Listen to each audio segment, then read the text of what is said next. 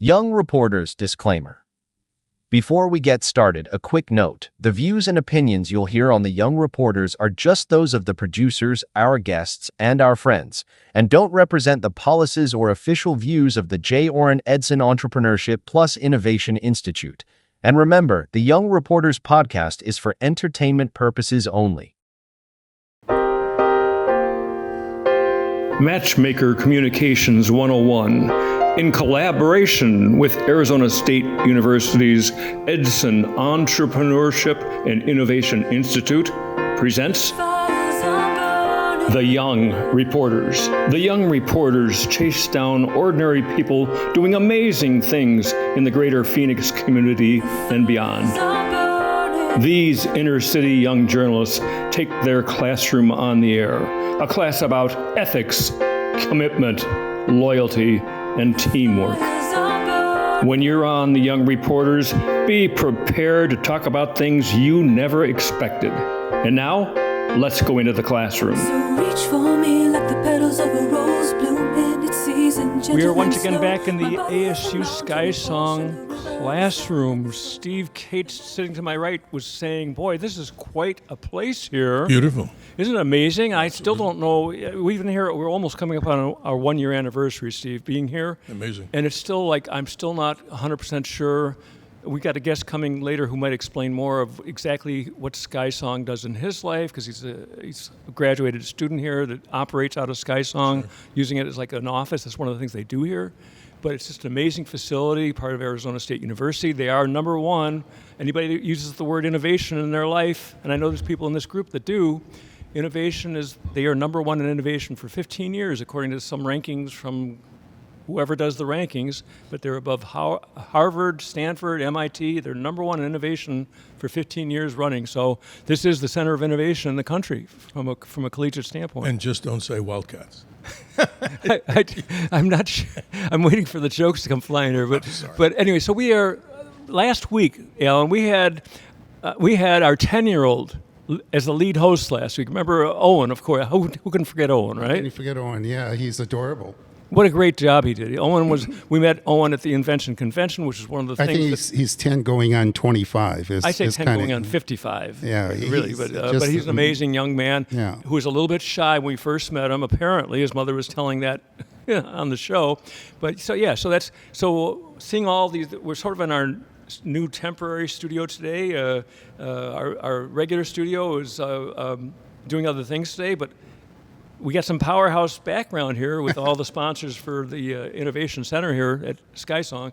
But I want to go right now, first of all, a real quick list of our guests. I'm Bob Fishman, along with Alan Ripa, who does the tech, and Alan's a lot of fun. He's part of this interview process. We'll get into Alan and his music and all the other creative things Alan does. We've got Steve Cates to my right. We've got Sabina Rajasundaram to my left. Trey Trusco is going to join us in a few minutes. Oscar Pineda is down at the table here towards the end. Bonnie, his wife, is also involved with his businesses in the past, is sitting next to Oscar. Aaron Patterson, just right next to Steve over here. We got John Kelly and Mark Patterson. So we got a big table. We got a lot of ground to cover today. But I want to start the show on a timely basis because something happened yesterday, and it relates to one of our guests, at least in particular, conversations I've had with him before. So yesterday, what happens in your hometown, Steve? What happened yesterday? Where? In the New York area. So Well, there's a potentially a 33-story building that was a 22-story building that's adding 11 floors, and all of a sudden the steel structure starts to buckle. It's amazing. And so one of our guests in the studio today, so Oscar Pineda, I want to ask you a question because your background is in sort of emergency situations. If I understand it correctly, you've had a background in terms of leadership, and you're an author. You've written a book. Let's feature Oscar's book here, Thinking Outside the Boss. So yesterday is one of those situations that comes up that's obviously thinking outside the boss in terms of what they need. They need something that's a little bit different from what they expected. And so Oscar's principles of leadership, I shortened up to VTCM, which stands for vulnerability, trust, communication, and mission. And I loved in your book, Oscar, how you said mission is a word that gets used very casually, very loosely. It's kind of almost gets to the point of the doldrums, because it's just, and you write really well about mission and how it ties in with a team.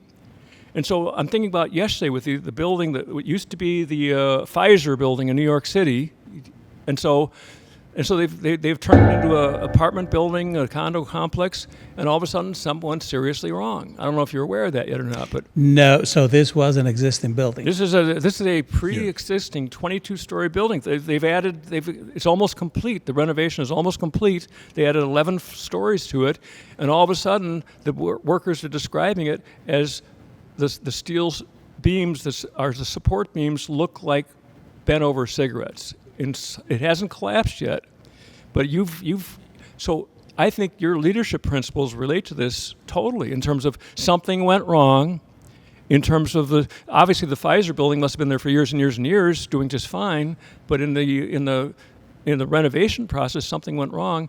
So as a person who worked in solving problems, and especially leadership problems, how do you walk into a situation like that on a day like yesterday, when they're having to clear everybody out of the building, emergency clearing, people around the street, they're afraid the 33-story structure is going to collapse? How do you walk into that as a leadership guy built on team concepts? How do you walk in day one? And Oscar's the kind of guy that they probably would be calling to say, we need some help. Oscar, we've heard about you by reputation, because Oscar's from the Washington, D.C. area before he moved here to Phoenix. So I know something about Oscar, but not a lot. So to Oscar, bring it up. How do you walk into a situation like that and deal with it?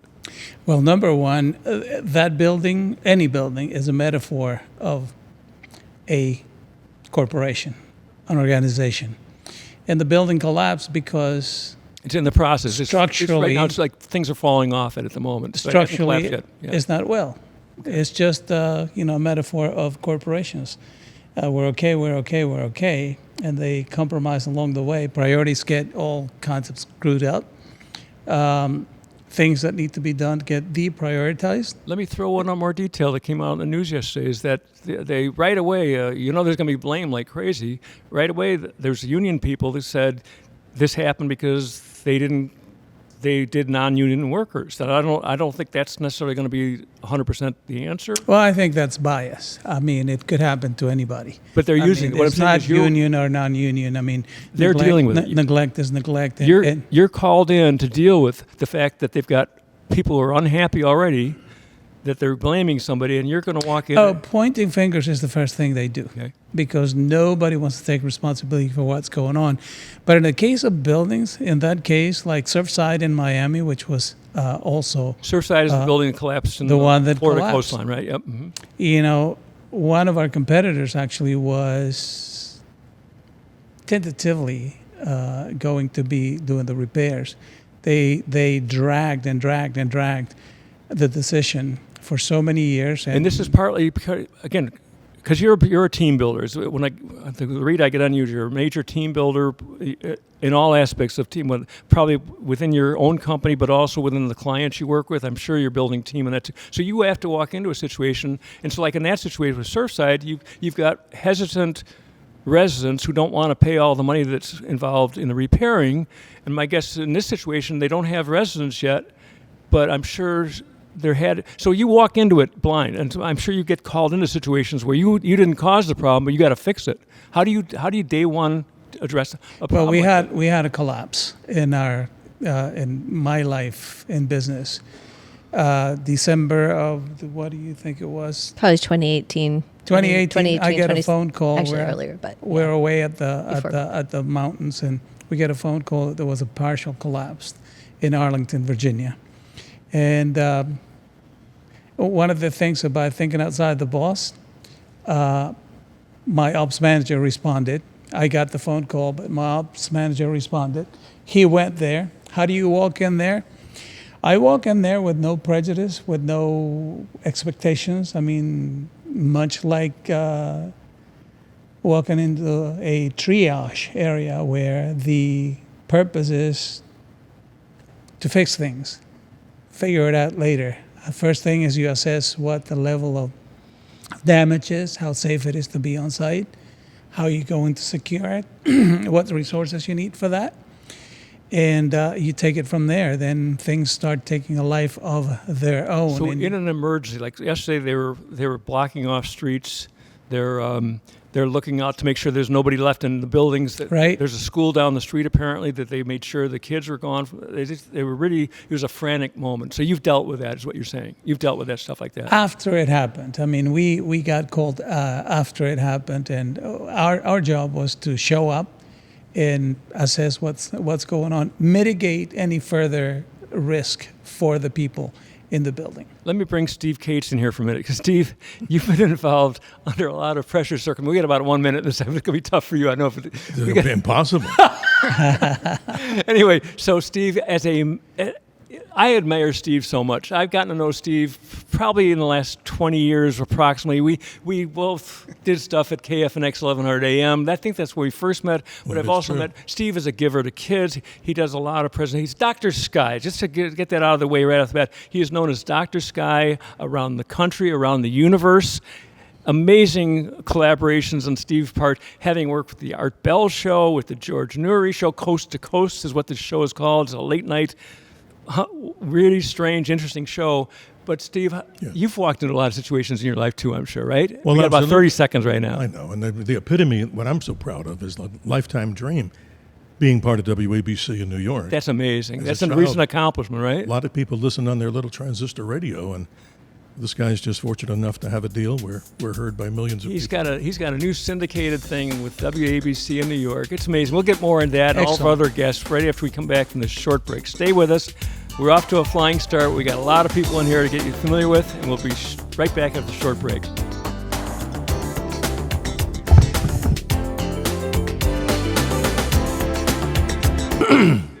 Still good? I mean, I can go? Okay, I'll do 3, 2, 1. Ready?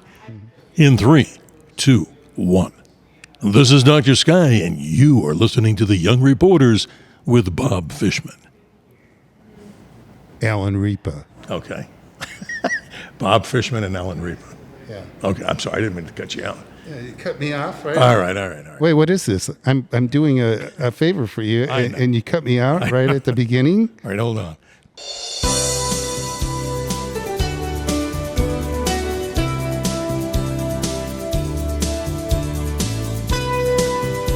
We're back with the Young Reporters, the older version of the Young Reporters, we call it, when we don't have Owen Nagtalon leading us as the 10-year-old who led us on our last 2 shows. He's an amazing young man. Steve Cates says, speaking of another amazing young man, back to the time I've known you, I think one of the things I've seen in your career was your reputation as Dr. Sky. You're sort of a astronomer, astrologer. How do you describe that part of your life? Formal education in college, New Mexico State. I was fortunate enough to have as a professor the discoverer of then the planet Pluto, Dr. Tombaugh. And that was a life-changing experience for me. But again, Did you know at the time that this guy was like? Did you know his reputation? Oh, absolutely. You knew this. We knew him very well. He was pretty much a Kansas farm boy that came to Arizona in the 1920s. And he walked up to the Lowell Observatory, came here with $20 in his pocket, and he wanted to be an astronomer. Now, in those days, they didn't have to have a formal education. So he convinced the people at the observatory, he said, I'll do any job just to become an astronomer. Isn't that great? It's unbelievable. So they paid him like $20 a month. It wasn't like the EBT card blessings, but the truth of the matter is, he became an astronomer February 1930. Clyde Tombaugh discovers the then 9th planet of the solar system. And look what's happened to it. We don't have time to go into it. I know that Pluto It's a dwarf. got That's like legitimized as a insulting planet, a person right? who's 6'4" and saying, we're not going to call you a 6'4". Now you're a dwarf. It's That's kind of not weird, nice. isn't it? Absolutely. But so you got this background, and you teach kids a lot. You'd always be doing programs at the libraries or schools. I do a lot of pro bono because it's all about trying to help, just like the name of the program. But again, some of the other things, my background, without going too much into it here, because other people are here to talk about We it. want to tell you a little bit. I started off in television and acting in New York. I had an agent. If you remember the band. At what age did you have an agent? I had an agent when I was 5. Not that I wanted it. I had no idea. By the way, I didn't want to do this. So I don't want to sound like I'm No, I want you to. This is part of why I want the people. We do the show primarily for people sitting around the table. But I'll make it short. Okay. Because that's the best story. My mother put me into television and acting. So I had the agent who was the Monkees, Davy Jones. So I used to see him, but I wasn't Davy Jones. So I got a lot of parts, blah, blah, blah. That was interesting, but they put me into the speech, song, and dance when you're 5 or 6 years old. I didn't want to do it. But then again, my mother was a stage person. Were you like the next Fred Astaire, potentially? Hardly. I could barely stand up straight. But the truth is, it was all because of my mother, God rest her soul. She was a second-string rockette for the Radio City. Fabulous. So look what happened to me. I was. You got the legs, Steve. Oh, thanks a lot. I didn't know you noticed. You call him Mambo Steve. But the best dance, if you can do it, Yeah. from my Latin friends, Yeah. if you can't dance the cumbia, you should learn. Cumbia? Cumbia. I don't think I've heard of the cumbia. Oh my goodness! You don't know what a cumbia No, is? I don't know Cumbia. what cumbia Just is. What is about that, the Oscar? best Latin dance You music got to know could how to ever dance have. the cumbia. So you could do the cumbia? Well, I did the imitation of the cumbia. I went to a friend's wedding in Mexico, We'll take that. and here we are, these crazy gringos over in Juarez. This is 20 years ago. We had big boxes, big gifts. Yeah. So I, keep it family friendly. So we went over to my good friend's wedding, but we didn't know how to get there. So we walked over the bridge. You can't do this anymore. 2 gringos with big boxes, wrapped gifts. So we asked the gentleman, the taxi driver, to take us to this address. So he says, senor, he goes, no problem. Guess where they took us? They took us to a strip club. I'm not kidding. And it was across the street from the church. What an experience that was. You got some No, stories. to end off on the cumbia? Yeah. I didn't know anything. I was just a dumb gringo sitting there. They had no food for the wedding at 9 o'clock. Big bottles of El Presidente brandy on the table. Then we went outside to the food truck. And as I'm getting my taco, it was beautiful. 3 federales came by and grabbed 3 guys off the street. What an experience. But then I got up, and these ladies came over to me and said, hello. I learned to dance the cumbia. By the way, that's why you learned the cumbia? Tom? Well, I'm terrible at it. Okay, But well, this listen, is, this if is Alan what- wants to show me, I can For get anybody up. that doesn't know, this is why Cumbia. this is one of the many reasons why Steve got connected somehow or other 20 some years ago with the Art Bell show, which I just stumbled across like in the late 70s. Right, I was their correspondent for 25 years. I know. But now the contract, no disrespect to owner and operator John, I can't do that anymore.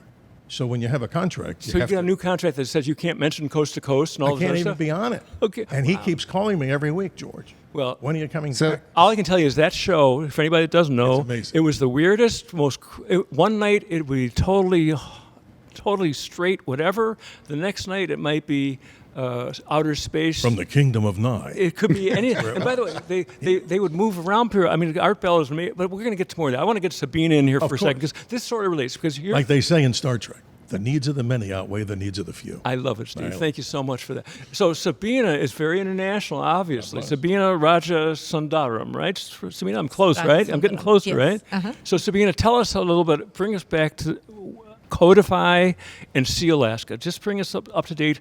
Sabina is another wonderful giver in life your background was technology, and tell your brief story about your background in software and technology and your connection to Native communities and how that came about.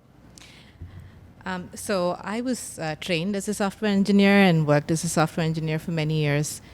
And then I was in academia for a little bit, taught at the community college level, and started Codify. We say Codify, defy the norm in tech. And if you look at tech, there is not a lot of representation from the indigenous communities. And so How did you just notice that, or what brought you to that awareness that there was not much representation?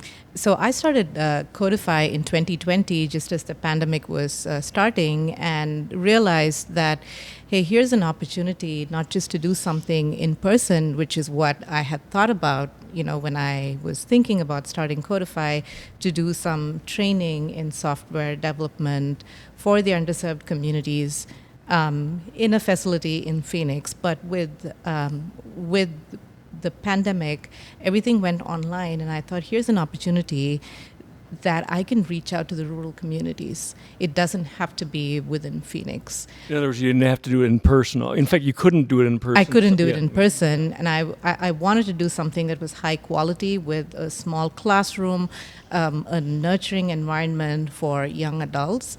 But I realized I could do that online, virtually.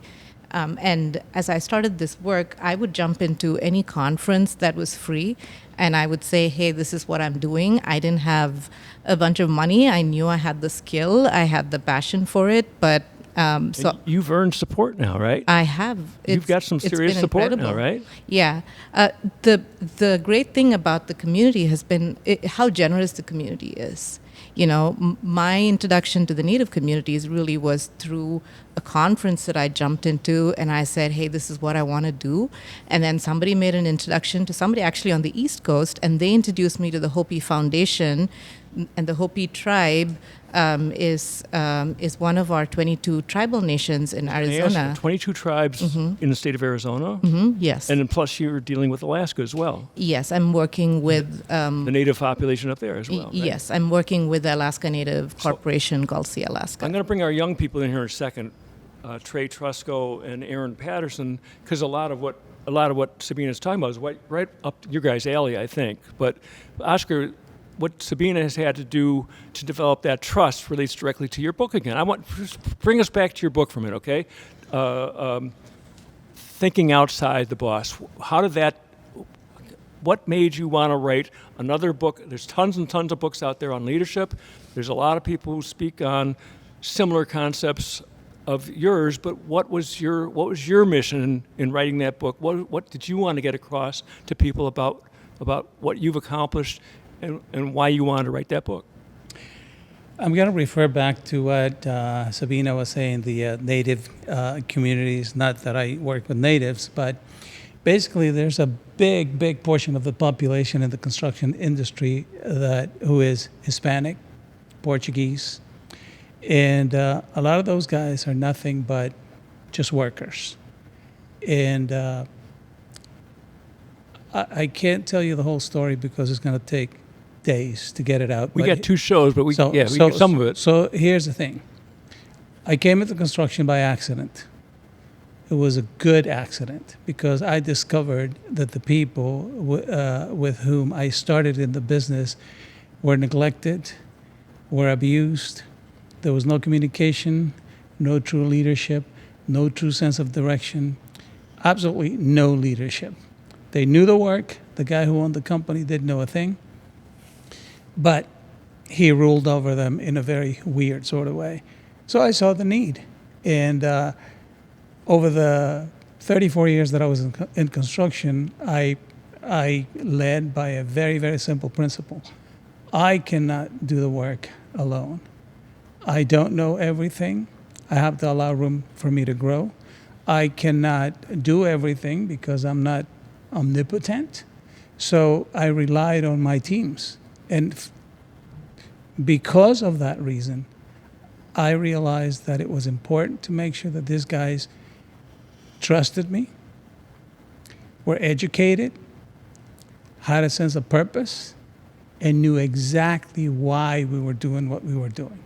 So you got them to buy into the team. It took me a while because they were skeptical. Because why should they be treated with respect and dignity?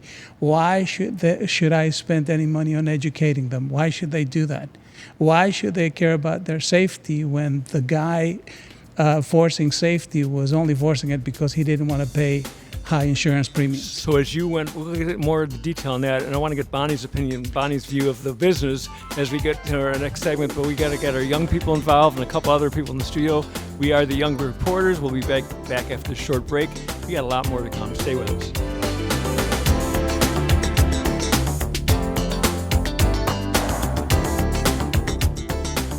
Ready? In 3, 2, 1. This is Dr. Sky, and you're listening to the Young Reporters with Bob Mishman. No, excuse me, try that again. Bob Mishman. Bob Mishman. See, I usually try to be a one-take wonder, but it's not wondering.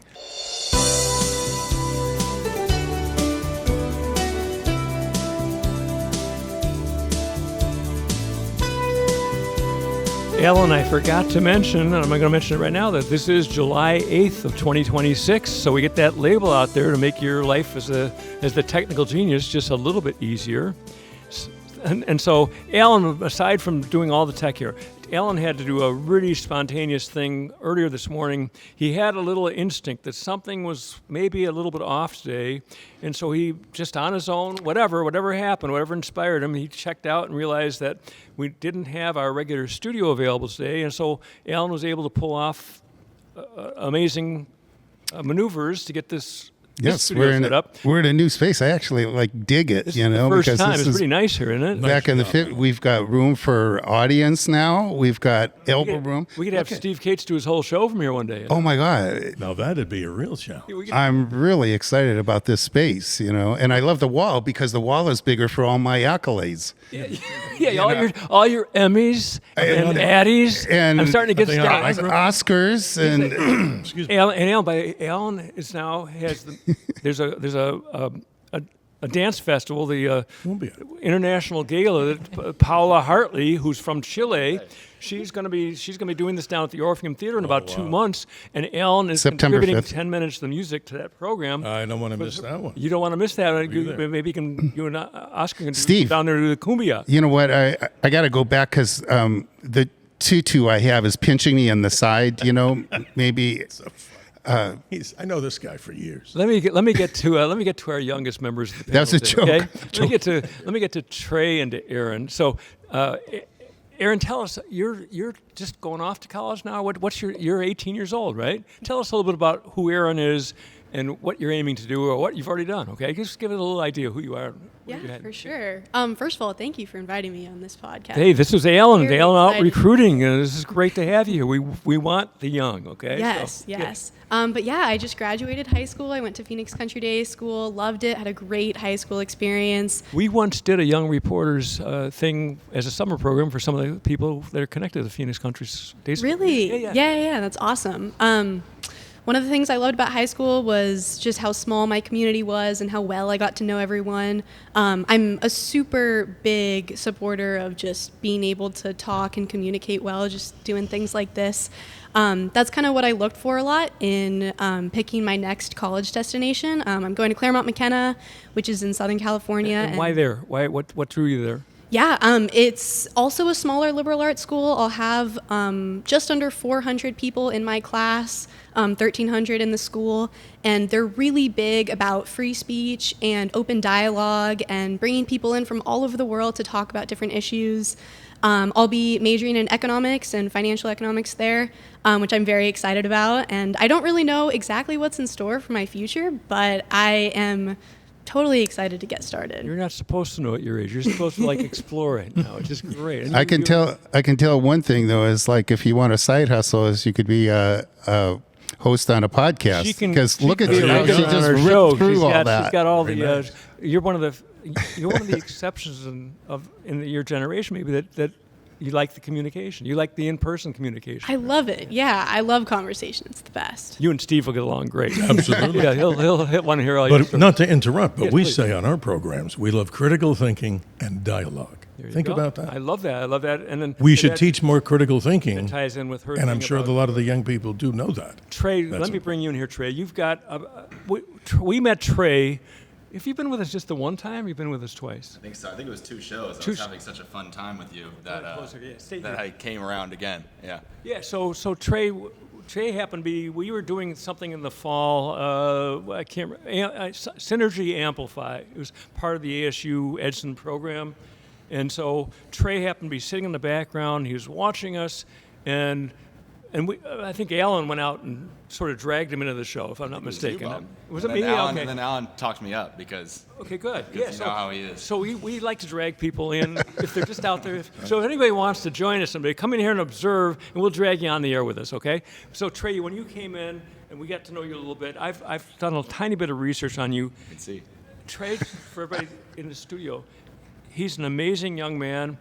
He actually works out of at least one of his locations of work. He's part of this ASU Edson program. You, as a participating, were you an ASU graduate?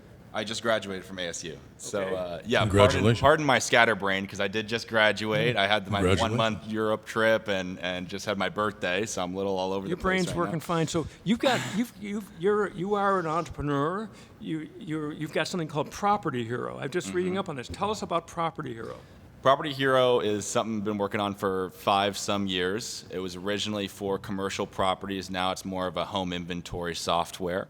And I am just starting my job as a software development consultant here at SkySong in the building. So you're now officially employed by SkySong? Or what? Yes. Congratulations. That's great. Thank you so much. Thank you so much. So tell us about SkySong a little bit. In addition to talking about, we don't know. Even though we've been here almost a year, we don't know the full range of what SkySong, with the opportunities, how you took advantage of the opportunity. Tell us a little bit about your experience. So SkySong Innovations is the tech transfer arm of Arizona State University, turning university inventions into startups, which is a whole lot of fun. And I started as a venture development support and have since shifted into the software development stuff. Of course, it's all so easy to be a one-man army in the software development space nowadays. You can relate to Sabino over here. Yes, I can. And I've heard of Codify before. It popped in my brain. I was going to pull out my phone to do some research in the middle of this podcast. But I'm loving my work now. And so I was noticing that you've got quite a team. Part of your Property Hero, you've got like your father's involved, I guess, and maybe one of his friends, and you've got another guy your age is involved, and the team you've built is amazing. I mean, their skill sets, the companies have been involved. Talk a little bit about that, okay? Yeah, of course. So it originally started with me and my dad when I was a senior in high school, and then we've had many iterations, and actually the reason that the other two on the team, we call it a father-son operation, is because he was majoring in artificial intelligence, software development in college, and so we were great, best friends in school, and we brought him and his dad on, and his dad is 25 years at Oracle, Thermo Fisher, great software development background and software sales. That's right up Sabina's category. I'm sure you're going to have a conversation about, because she brings like Silicon Valley to her virtual classroom, in effect. She brings people that have had experience in Silicon Valley or in the tech world, and she's trying to get them connected to Silicon Valley and to those companies so that both the native tribes here in Arizona and up in Alaska have job opportunities. This is right up your potential alley here.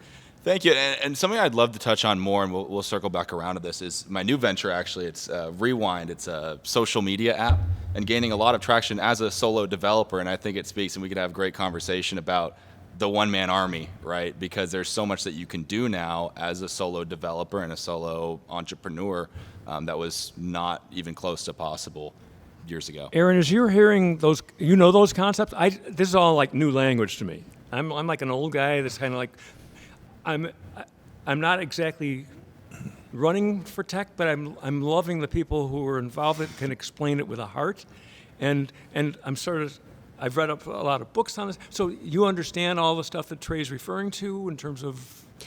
I wouldn't say that. I'm probably more in your camp than his, but. Yeah, I'm very excited to see kind of what the future looks like. And the whole idea of like being your own person and being able to create something just on your own, kind of with the advent of AI, et cetera, it seems more possible than ever today. And so, Trey, one other thing on your experience here, because I want to do this for Kim Reynolds, who's one of the main reasons why we're here, Ellen and I. Kim Reynolds is very involved in the Edson K through 12 entrepreneurship and innovation program.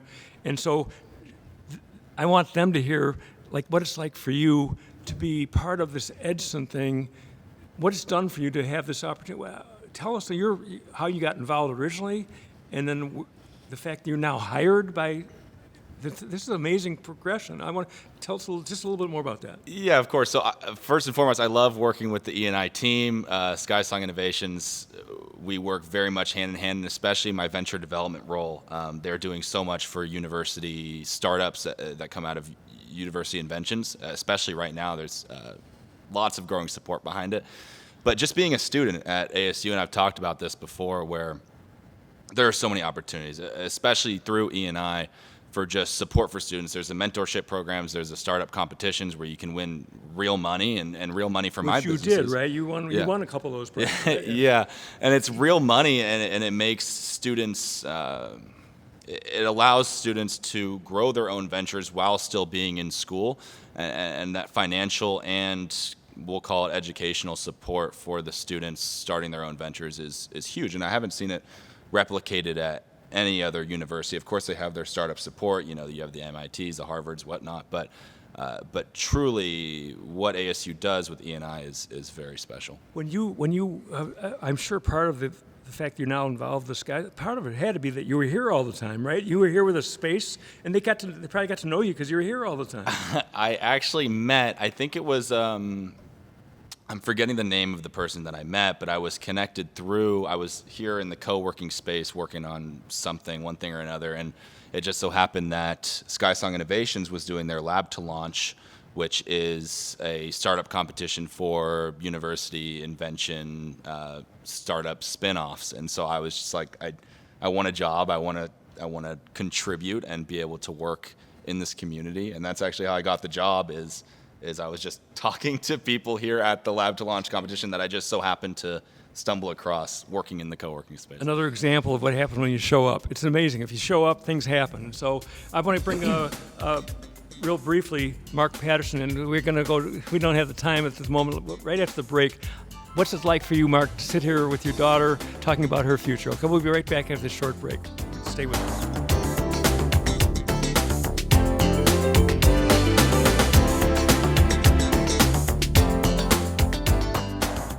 Okay, here we go. Ready? In 3, 2, 1. Hi, this is Dr. Sky, and you are listening to The Young Reporters with Bob Fishman and Alan Ripa.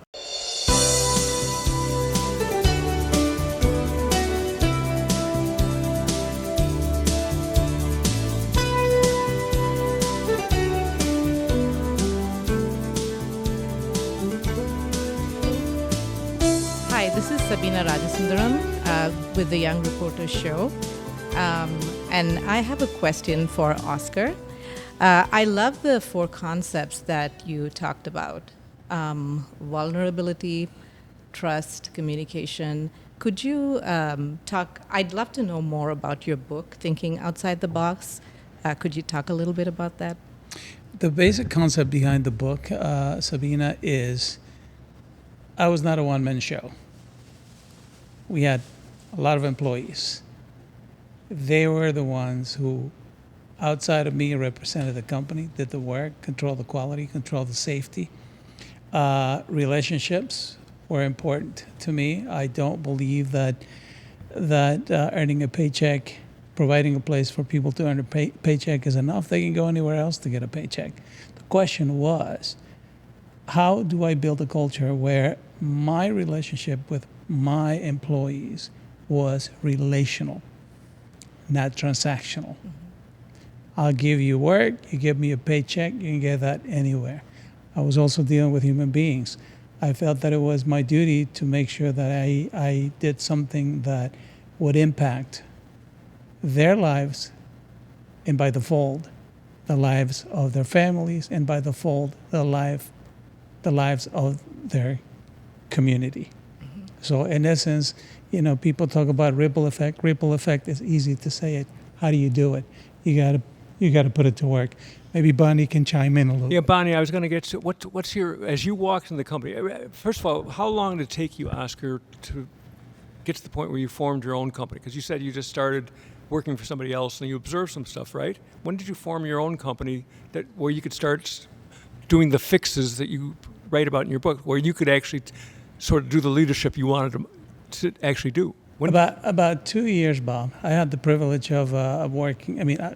The company I started with did historic restoration in D.C. Beautiful historic work. Restoration. Historic restoration, beautiful work. But the guy retired because he had an accident and he got a settlement and retired. And now I have these guys. So you took over that business. Was it the same company you started with that you felt like you had to make some leadership improvement? I started my own company. Okay. I started my own company. I realized early in the game that I didn't want anybody to control my destiny.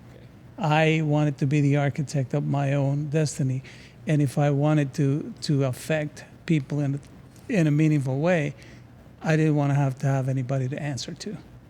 So Bonnie, when did you walk into this? What did you first observe? Were you involved with Oscar from day one, or how did you get involved in this whole thing? Because you were part of the business yourself. Yes. So we worked together for 12 years, which was awesome. But because God knows what he's doing. I was in the same business, in construction, in the same niche market of repair, restoration, structurals, maintenance. I just worked for the largest company in the world that did that. And then Wow. I worked for them for about, I think 15 years total, between 15, 20 years total. It is out in Washington? Yes, they are all over the world. Okay. But we were in the same area. We met basically through work endeavors, and then we worked together for 12 years. So I saw two very different styles of operation. And everything that is in that book is how the company was run. I have a witness. Yes. And Did you get to play a role in some of that? Absolutely. Yeah, so tell me, Absolutely. were you influential in some of those principles?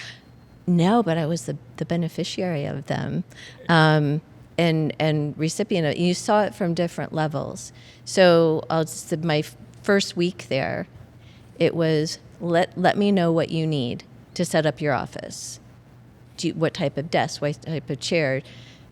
Oscar wasn't working with 2 monitors. Said, I need 2 monitors. Okay, we're going to get you 2 monitors. You're going to have the best computer.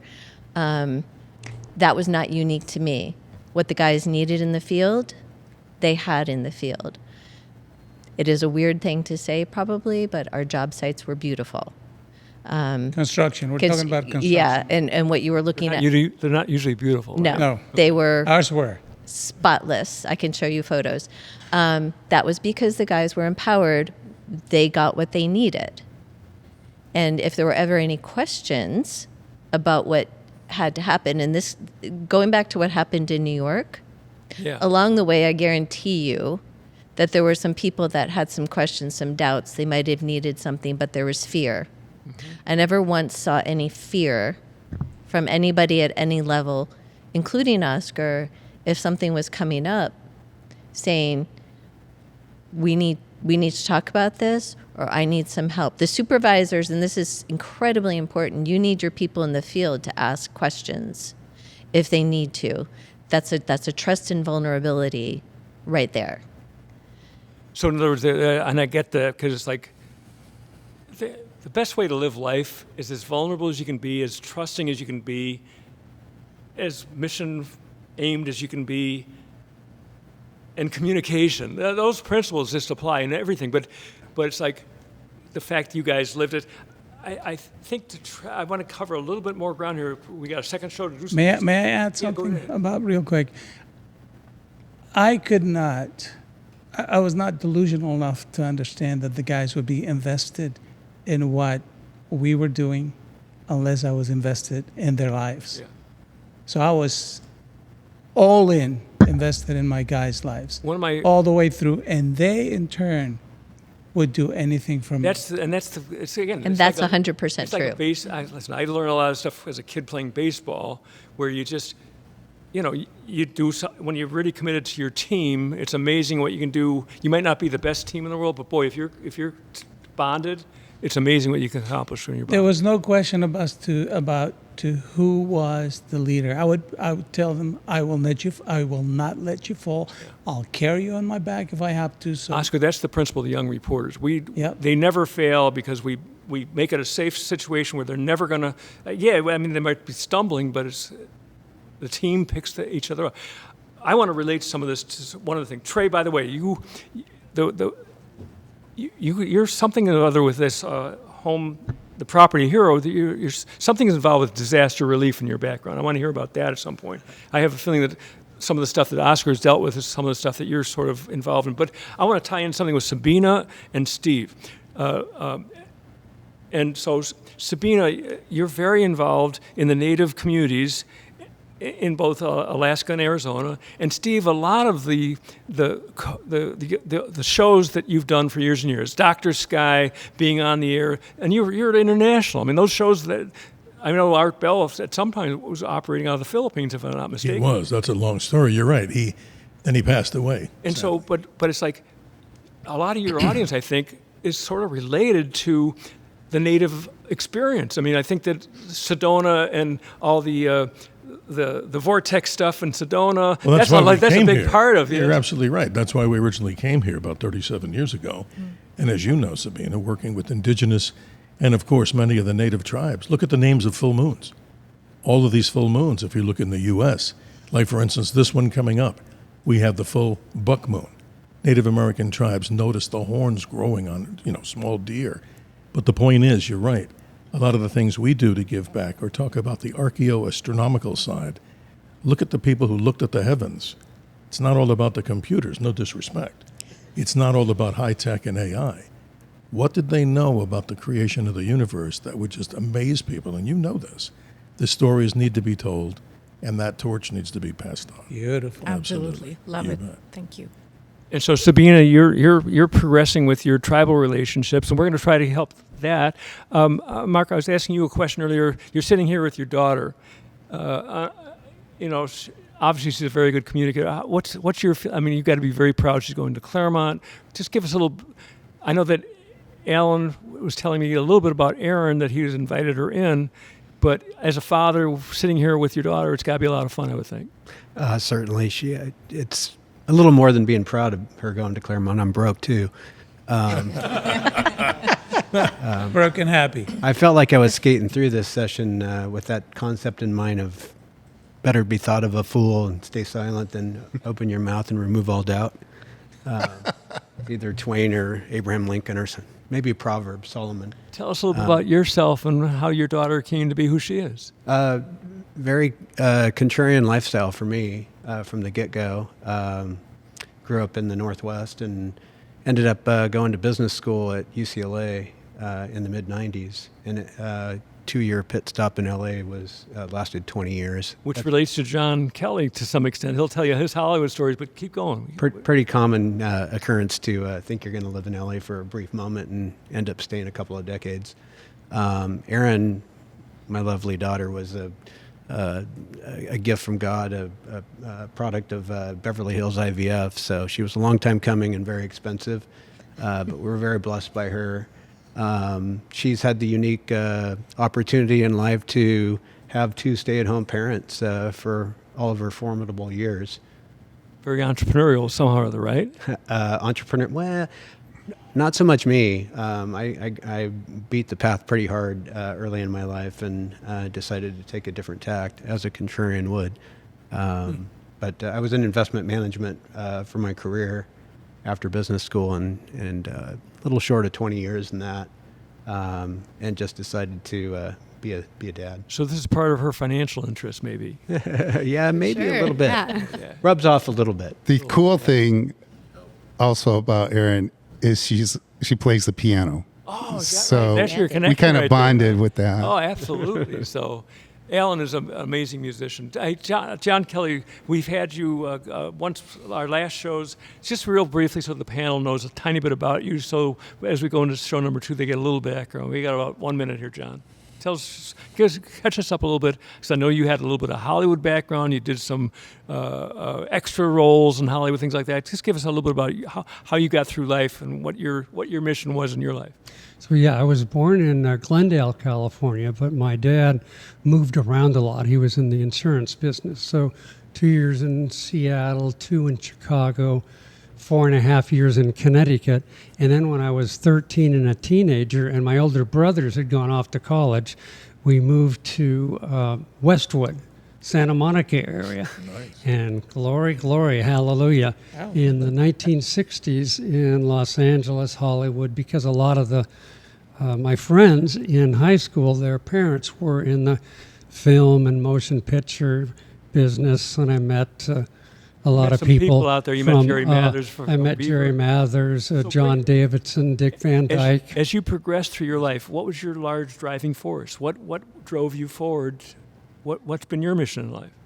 Well, my mission is to talk, see, communicate. So what I did after college, I went to ASU here, and after that I traveled 1 year around the world because I thought it would be needed and interesting to see how the other half lives.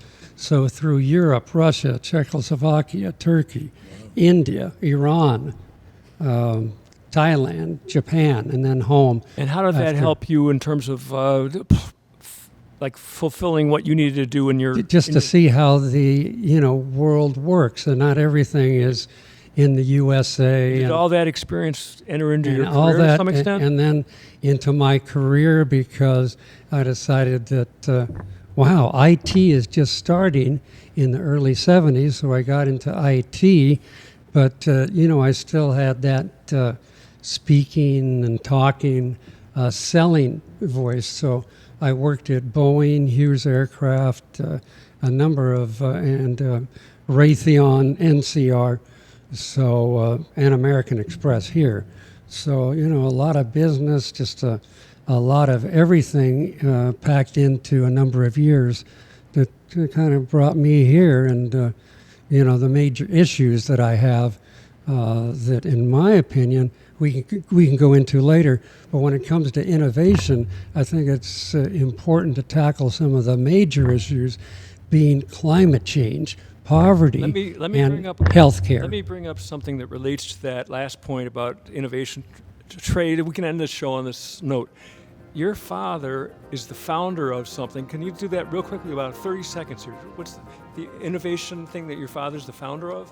The International Association of Innovation Professionals. It's an innovation education company that has since been purchased or merged with another innovation company, Gimme, I believe, and I don't know what it stands for. But the background is that you grew up in this innovation area. So we are the end of the first show with this group of people for the Young Reporters. We're going to get this group back again, do one more show like this. So stay with us. Thank you guys for being here. Thank you for being open to the process.